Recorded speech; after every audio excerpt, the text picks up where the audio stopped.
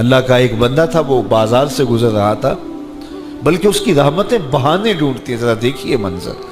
تو اس نے دیکھا ایک شرابی ہے، وہ گندی نالی پہ گرا ہوا ہے اور گندے پانی سے اس کا منہ گندا ہو رہا ہے۔ انسان کے احترام کے ناطے دل میں ترس جاگا اور اس کو وہاں گندی نالی سے اٹھایا اور اس کا منہ دھویا اور گھر کا رستہ دکھایا۔ خیر شام ہوئی، رات پڑی، جب پچھلا پہر ہوا تو وہ بزرگ جنہوں نے دن کو شرابی کا منہ دھویا تھا تو وہ مسجد میں تہجد پڑھنے کے لیے آئے، تو کیا دیکھا کہ وہی شرابی جو دوپہر کو گندی نالی پہ دھت پڑا تھا آج اس بزرگ سے بھی پہلے مصلی پہ کھڑا ہو کے نماز پڑھ رہا ہے۔ تو بڑی حیرت ہوئی کہ یہ تو وہ دن والا شرابی ہے اور میں نے آج اس کا منہ دھویا تھا، نشے میں دھت پڑا تھا۔ تو حیرت کا اظہار کیا تو ہاتف سے آواز آئی، میرے بندے تو نے اس کا منہ دھو دیا تھا، میں نے اس کا دل دھو دیا ہے۔ تو جب بندہ اللہ کے حضور توبہ کرتا ہے، اس کے حضور معافی مانگتا ہے، تو پھر وہ کتنا عطا کرتا ہے، اور بندے کے گناہوں کو معاف ہی نہیں کرتا بلکہ اس کے گناہوں کو نیکیوں میں بدل کے رکھ دیتا ہے۔ یہ بندے پر اللہ کی کرم نوازیوں کے برستے رنگ ہیں۔ التائب من الذنب کمن لا ذنب لہ، گناہ سے توبہ کرنے والا ایسا ہوتا ہے جیسے اس نے گناہ کیا ہوا ہی نہیں۔ حدیث پاک میں آتا ہے کہ قیامت کے دن ایک شخص اپنا نامہ اعمال کھولے گا اور اسے فرمایا جائے گا کہ اپنے نامہ اعمال کو پڑھو، تو وہ نامہ اعمال پڑھنا شروع کرے گا۔ اب اس نے بڑے بڑے جرم کیے ہوں گے اور چھوٹے چھوٹے گناہ بھی کیے ہوں گے۔ اب اللہ سے حیا کرتے ہوئے، شرم کرتے ہوئے جو بڑے گناہ ہیں ان کو چھوڑتا جائے گا، صرف نظر کرتا جائے گا اور چھوٹے چھوٹے گناہ پڑھتا جائے گا۔ جب وہ سارا نامہ اعمال پڑھ چکے گا تو آواز آئے گی، بندے جا، میں تیرے سارے گناہوں کو بدل کے نیکیوں میں تبدیل کر دیا۔ تو وہ کہے گا، اے اللہ ابھی تو میرے بڑے بڑے گناہ رہتے تھے جو میں نے ابھی پڑھے ہی نہیں۔ تو جب یہ بات اللہ کے محبوب نے ارشاد فرمائی تو حضور اتنا مسکرائے کہ صحابہ کو حضور کی داڑھیں نظر آنے لگی۔ پہلے وہ کہہ رہا ہے کہ چھوٹے چھوٹے گناہ پڑھتے اور بڑے چھوڑتا چلا جاتا ہے، اور جب یہ اسے پتا چلا کہ ان گناہوں کو بدل کے نیکیوں میں تبدیل کر دیا جائے گا تو وہ کہتا ہے ابھی تو بڑے بڑے گناہ میرے رہتے تھے۔ تو اللہ کی یہ کرم نوازیوں کے رنگ ہے کہ وہ گناہوں کو بدل کے نیکیوں میں تبدیل کر دیتا ہے، اور بندہ جتنا بڑا گناہ گار تھا جب سچے دل سے اس کے حضور توبہ کرنے کے لیے حاضر ہوتا ہے تو پھر اتنا ہی بڑا نیکوکار بن جاتا ہے۔ سیدنا عمر فاروق رضی اللہ تعالی عنہ کا زمانہ تھا، اور آپ جانتے ہیں وہ ہاتھ میں درہ رکھتے تھے اور گلیوں میں گشت کیا کرتے تھے رات کو۔ دن کو بھی آپ دیکھتے تو ایک شرابی تھا جو ہاتھ میں شراب کی بوتل لیے آ رہا تھا۔ اچانک گلی کا موڑ کاٹا تو آگے حضرت عمر آ رہے تھے، ایک دم ڈر گیا اور دل ہی دل میں کہا، اے اللہ حضرت عمر کے قہر سے بچا لے، ساری زندگی شراب نہیں پیوں گا۔ سچی توبہ کر دی اور جلدی سے وہ شراب کی بوتل بغل میں دبا لی۔ اتنے میں حضرت عمر بھی سر پہ پہنچ گئے اور کڑک کے کہا، گرج کے کہا کہ یہ تیرے پاس کیا ہے؟ تو تھی تو شراب۔ اب ڈرتے ہوئے اس نے کہا، حضور یہ سرکہ ہے۔ تو حضرت عمر فرمایا، نکالو۔ اب وہ تھر تھر کانپ رہے اور بغل سے وہ شراب کی بوتل نکالی۔ جب نکالا تو وہ شراب نہیں تھی، سرکہ بن چکا تھا۔ تو جو اللہ شراب کو سرکے میں بدل دینے پہ قادر ہے، وہ گناہوں کو نیکیوں میں بدل دیتا ہے۔ تو یہ ایک صورت دکھائی کہ دیکھو یہ شراب کو سرکے میں تبدیل کر دیا، تمہارے گناہ بھی نیکیوں میں تبدیل کر دیں گے۔ تم آؤ تو صحیح اس کی چوکھٹ پہ، تم ہاتھ تو پھیلاؤ۔ حضرت داتا گنج بخش علی حجویری علیہ رحمہ کشف المعجوب کے اندر لکھتے ہیں کہ جو فرمایا گیا کہ جس نے توبہ کی اللہ نے اس کی مغفرت کر دی، تو ایک بزرگ کا قول نقل کیا کہ جس کو اللہ نے بخشنا تھا اللہ نے اس کو توبہ کی توفیق دے دی۔ اس کو بلایا ہی اسے ہے جس نے مغفرت کرنی تھی۔ تو توبہ کی توفیق کا نصیب ہو جانا یہ اللہ کی خاص رحمتیں ہیں، اور توبہ کرنے والا اللہ کی خاص رحمتیں پاتا ہے۔ توبہ کرنے والا جب اس کے حضور حاضر ہوتا ہے تو اللہ تعالیٰ اس پہ بہت خوش ہوتا ہے۔ اللہ کے محبوب علیہ السلام نے باقاعدہ ایک مثال سے یہ حقیقت سمجھائی کہ توبہ کرنے والے کے لیے اللہ کی خوشی کا عالم کیا ہوتا ہے، اللہ کیسے خوش ہوتا ہے توبہ کرنے والے پر۔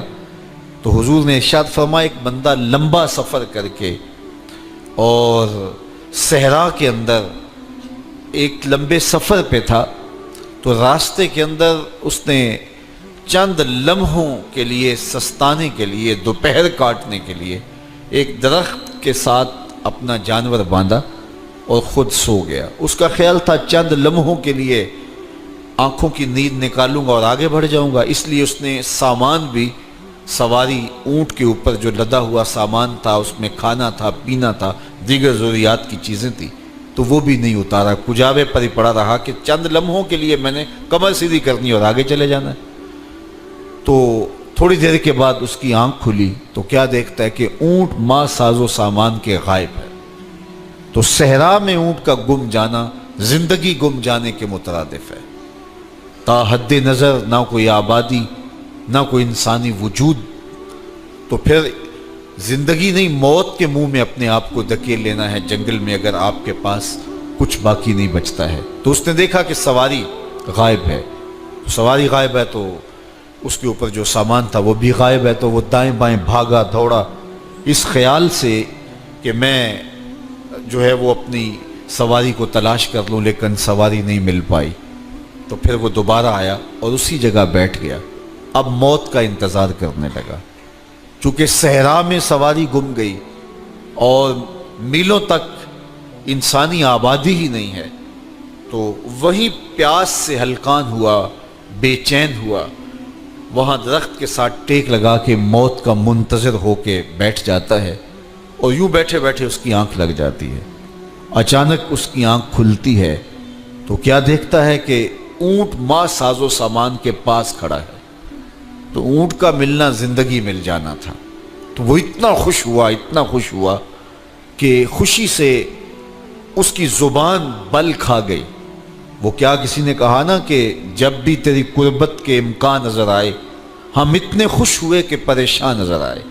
تو کہنا تو یہ تھا کہ اے اللہ تو میرا رب اور میں تیرا بندہ، لیکن وہ خوشیوں کے ہجوم میں درک گیا اور کیا کہتا ہے، اللہم انت عبدی وانا ربک، اے اللہ تو میرا رب، تو میرا بندہ اور میں تیرا رب۔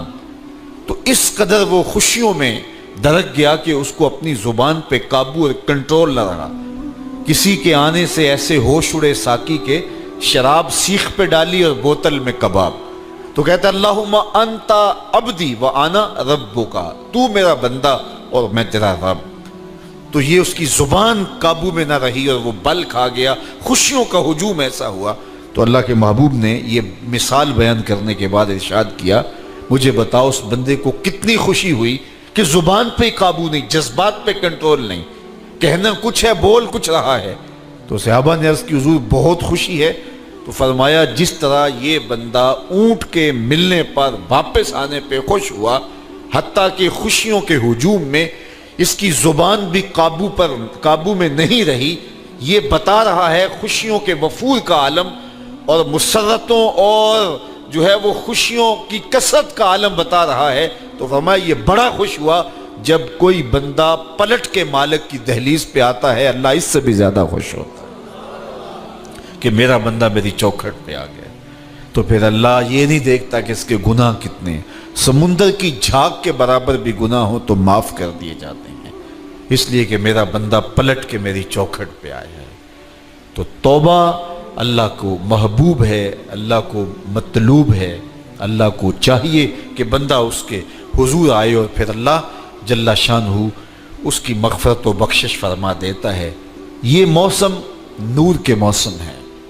عام دنوں میں بھی توبہ کرو، دن میں کرو یا رات کو کرو، کسی بھی مقام پہ توبہ کرو، اللہ معاف کر دینے والا ہے۔ لیکن یہ خاص ایام تو ایسے ہیں کہ اللہ کی رحمتیں بندوں کو معاف فرما دیتی ہیں، اور اگر کوئی توبہ کا جو ہے وہ دامن پکڑ کے آ جائے، اس کے حضور حاضر ہو جائے، تو پھر اللہ تعالیٰ جل شانہ بندوں کی خطائیں بھی معاف کرتا ہے اور ان کے گناہوں کو بدل کے نیکیوں میں تبدیل کر دیتا ہے۔ خوش نصیب ہیں وہ لوگ جو ان بابرکت ایام میں اپنی بخشش کا سامان کر لیتے ہیں، اور ان سے بڑا بدبخت بھی کوئی نہیں جو ان سہانے موسموں میں بھی پیاسے رہتے ہیں اور ان موسموں میں بھی ان کی بخشش و مغفرت نہیں ہو پاتی۔ رت سہانی ہو، موسم اچھا ہو، تو مجھے بتاؤ کہ جو اس موسم میں بھی اپنے آپ کو محروم رکھے تو اس سے بڑی بد نصیبی کیا ہوگی۔ اللہ کے محبوب علیہ السلام نے منبر کی تینوں سیڑھیوں پہ قدم رکھتے ہوئے آمین آمین پکارا، تو حضور علیہ السلام سے عرض کیا گیا یا رسول اللہ صلی اللہ علیہ وسلم، ہر سیڑھی پہ قدم رکھتے ہوئے آپ نے آمین کہا، تو آپ نے کس بات پہ آمین کہا؟ فرمایا جبریل امین حاضر خدمت ہوئے اور انہوں نے کہا اس شخص کی ناک خاک آلود ہو جو ماہ صیام رمضان المبارک کو پائے اور اپنی بخشش نہ کروا سکے۔ تو میں نے اس پہ آمین کہا کہ اتنا مقدس مہینہ نصیب ہو، اتنا سہانا موسم آئے اور وہ پھر جہاں کھڑا تھا وہی کا وہی کھڑا رہے۔ میں اور آپ اپنا محاسبہ کر سکتے ہیں۔ موسم رحمت اور فصل نور رمضان المبارک اپنا آدھا سفر طے کر چکا ہے، یہ مبارک مہینہ آدھا سفر اس کا بھی باقی ہے۔ تو میں اور آپ ذرا اپنے آپ کو اپنے ضمیر کی عدالت میں کھڑا کر کے اپنے آپ کو دیکھ کر کے دیکھیں، سوچیں کہ ہم نے ان 15 دنوں کے اندر کتنا سفر طے کیا۔ 29-30 شعبان کو ہم جہاں کھڑے تھے، کیا ہم آج بھی وہیں کھڑے ہیں یا ہمارا کچھ سفر بہتری کا ہوا ہے؟ اور اگر ہم وہیں کے وہیں کھڑے ہیں تو پھر ابھی وقت ہے، ہم بقیہ 15 دنوں میں اللہ کی رضا جوئی کے لیے کوشاں ہو جائیں، ورنہ کتنی بڑی وعید ہے۔ جبریل دعا کر رہے ہیں اور اس پہ حضور آمین کہہ کے مہر لگا رہے ہیں، اس شخص کی ناک خاک آلود ہو جو ماہ صیام کو پائے اور اپنی بخشش نہ کروا سکے۔ مجھے اور آپ کو پتہ ہے کہ ہم کہاں کھڑے ہیں۔ بل الانسان علی نفسہ بصیرہ ولو القی معاذیرہ، انسان خود اپنے آپ کو جانتا ہے کہ میں کہاں کھڑا ہوں، وہ اپنے آپ کو خود دیکھتا ہے۔ ایک تو فیصلہ قیامت کے دن ہوگا، نامہ اعمال تولے جائیں گے اور نامہ اعمال کے تلنے کے بعد پتہ چلے گا نیکیاں کتنی ہیں اور برائیاں کتنی ہیں، لیکن ایک ہم اپنے ضمیر کے اندر ترازو گاڑ کر کے اپنے عمل تول سکتے ہیں اور ہمیں پتہ ہے ہم نے نیکیاں کتنی کی، ہمیں پتہ ہے ہم نے برائیاں کتنی کی۔ جو نیکیاں کی ان میں اللہ کی رضا کے لیے کتنی کی، لوگوں کے دکھاوے کے لیے کیا کیا، خواہش نفس کے لیے کیا کیا، لوگ اس کو نیکی سمجھتے رہے لیکن ہم تو سمجھتے ہیں وہ نیکی ہے کہ نہیں ہے۔ اس طرح جو برائیاں کی وہ تو برائیاں ہیں۔